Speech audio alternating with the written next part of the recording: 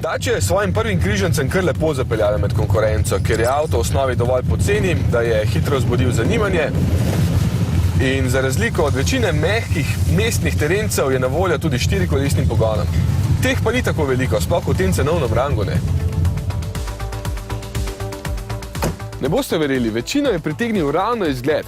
Pazite, Duster je najbolj prodajna Dacia in je v zadnjih 3 letih pritegnil že več kot 500 000 kupcev. Vsem je všeč ravna maska spredaj, predvsem pa izraziti blatniki, ki že skoraj agresivno izgledajo od zadaj. Svetli plastični dodatki, ki so del bogatega paketa opreme, vse skupaj seveda naredijo še bolj zanimivo in prenovljeni Duster se tako od starega ne razlikuje kaj dosti. Ja, napiš 4WD je zdaj drugačen. Pomembna zadeva. No, na takšnih cestah, kljub globoki vodi, 4-kolesnega pogona seveda nihče ne potrebuje in tudi večina križancev, ki se vozijo po naših cestah, ga zato nima. Podobno kot za Yetija, pa tudi pri Dusterju velja, da ga večina kupi ravno zaradi prenosa moči na vsa kolesa. V tem primeru kar 60% Slovencev. Sicer je takšen Duster dobra 2000 dražji, ampak vreden denarja in po mojem odlična izbira.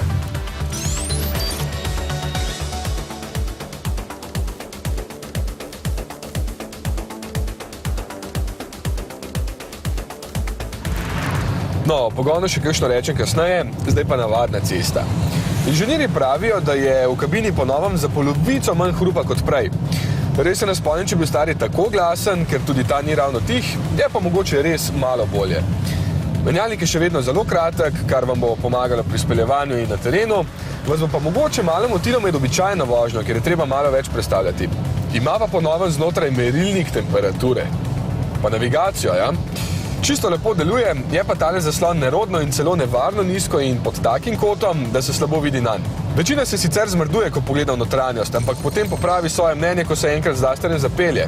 Ampak če si avto ogledujete samo v salonu, vas bo motila trda plastika z velikimi režami, čeprav na cesti ni bilo slišati nobenih čričkov.